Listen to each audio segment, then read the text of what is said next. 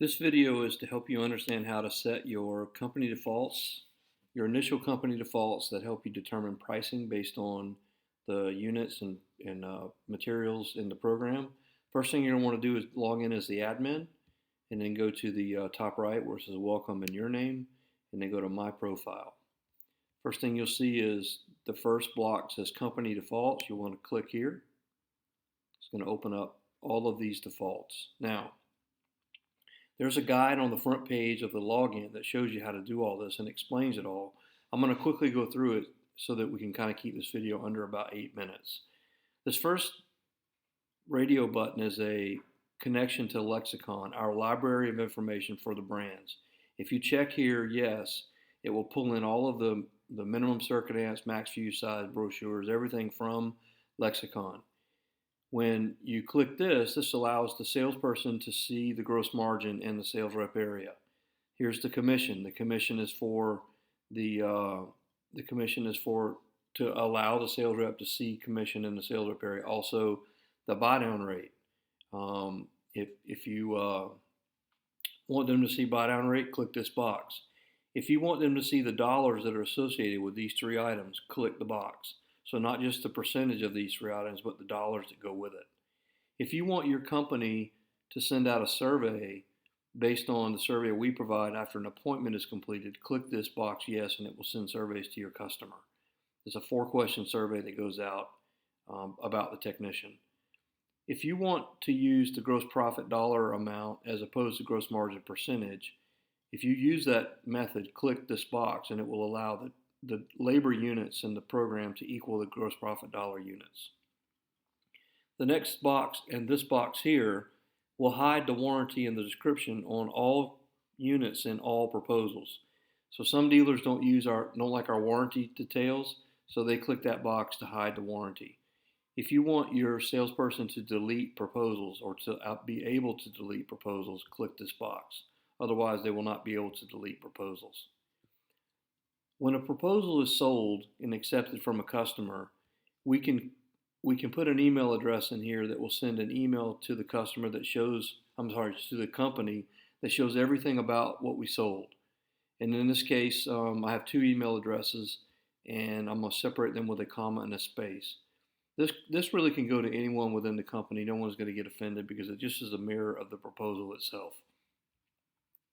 This is the financial summary. It has everything on it, including costs, commissions, buy down rate, all of the information that you probably don't want to be seen by just a field employee. This would go to an owner, a sales manager, someone with key information capability. This is our labor, and we call it labor per unit. We don't really know what you're calling a unit of labor. It could be a day, it could be an hour. In this case, it's an hour.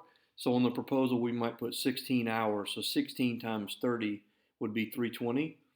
So keep in mind that when I'm going to GP dollars down here, if I had 16 hours of labor and had 16 hours of GP dollars, if my GP dollars were 200, then my labor was 16. It would be 16 times 30 and 16 times 200 for my gross profit dollars, or 3,200.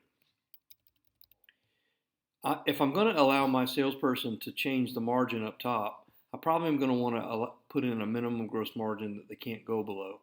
Here's where you would do that.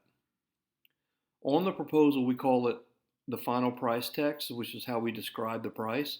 And in this case, I've got total cost. You can call it our price, total investment, your investment, you invest, whatever you want to call it. You put it here, whatever makes you comfortable for them to be able to describe the price.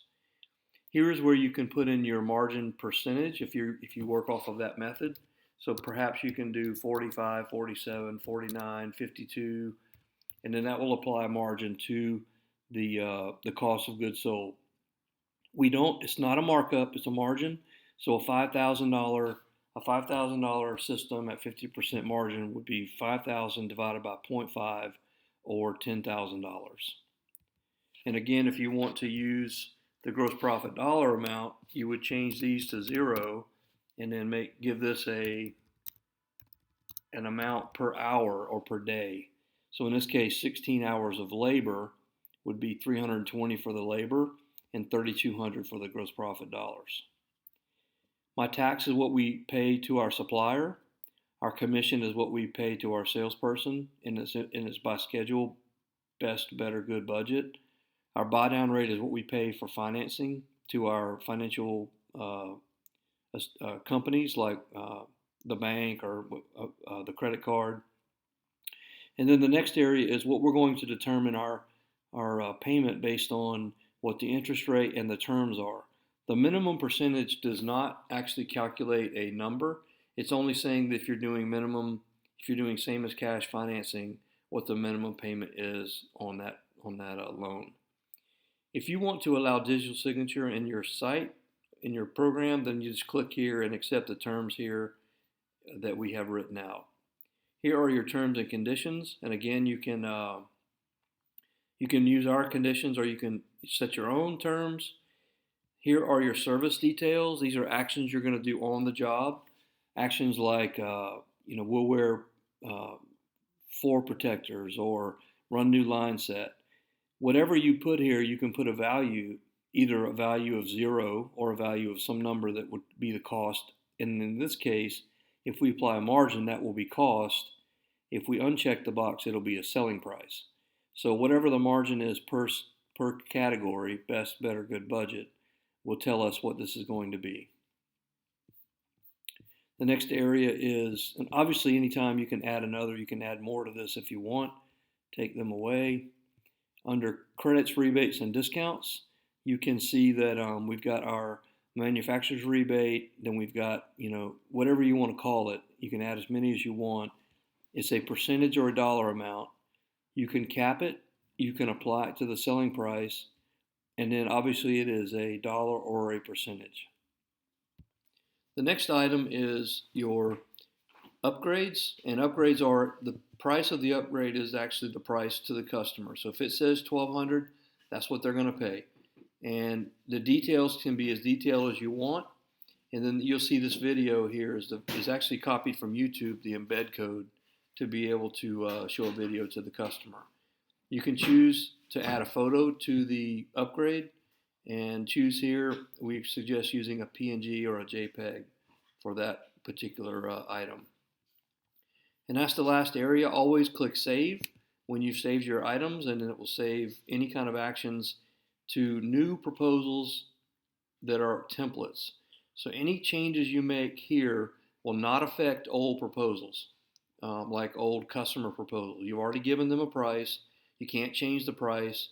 So whatever the margin here, whatever you change here, will only affect new proposals from existing templates. So that concludes this. You're always welcome to call our office at 904-260-2622 for any kind of assistance that you need.